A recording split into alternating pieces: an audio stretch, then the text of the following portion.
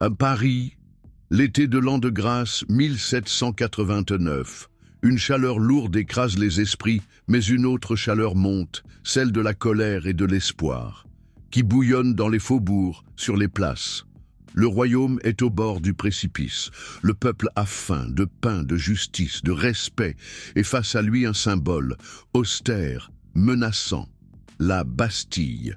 Une forteresse dressée non loin de la Seine, sentinelle de l'arbitraire royal, cachot des idées proscrites. Elle représente l'ancien monde, celui du silence et de l'obéissance forcée. Mais l'histoire n'est pas qu'une succession de faits. Elle est tissée de symboles, d'énergie cachée. Et pour décrypter l'âme profonde des grands tournants, certains explorent un langage ancien, celui des nombres.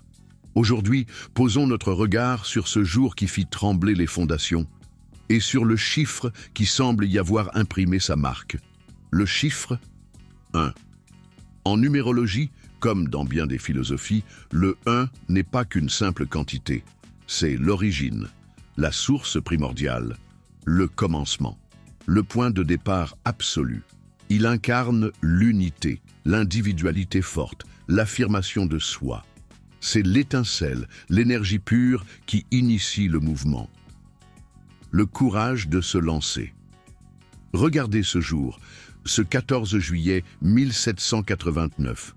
Qu'est-ce qui pousse ces milliers d'hommes et de femmes armés de briques et de brocs à marcher sur cette forteresse inexpugnable? N'est-ce pas précisément cette énergie du 1, le 1 de la volonté commune qui surpasse la peur individuelle, le 1 de l'unité retrouvée, dépassant les statuts sociaux, les quartiers, une nation qui, l'espace d'un instant, ne fait qu'un? L'assaut est donné. Contre toute attente, la forteresse cède, ses murs millénaires s'effondrent, et avec eux, c'est un pan entier de l'histoire qui bascule. C'est l'ancien régime qui vacille sur ses bases. Ce n'est pas une simple émeute, c'est un acte fondateur, le 1 de l'action décisive. Celui qui dit « Assez, nous prenons notre destin en main ». La chute de la Bastille n'est pas une fin, c'est par excellence le chiffre 1 qui se manifeste dans le réel. Le 1 de la Renaissance, le premier pas d'une nation vers sa liberté, vers l'affirmation de ses droits fondamentaux. C'est l'aube d'une nouvelle ère où le peuple n'est plus sujet, mais citoyen. Le 1 de la souveraineté populaire qui commence à s'exprimer.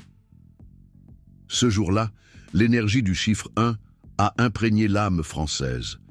L'unité dans la diversité, la volonté de se tenir debout, l'audace d'initier un changement radical. Le 14 juillet est resté notre fête nationale. Non pas une simple commémoration, mais le rappel puissant de ce commencement. Le 1 de l'identité nationale forgée dans la lutte et l'espoir. Le 1 de la devise, liberté, égalité, fraternité.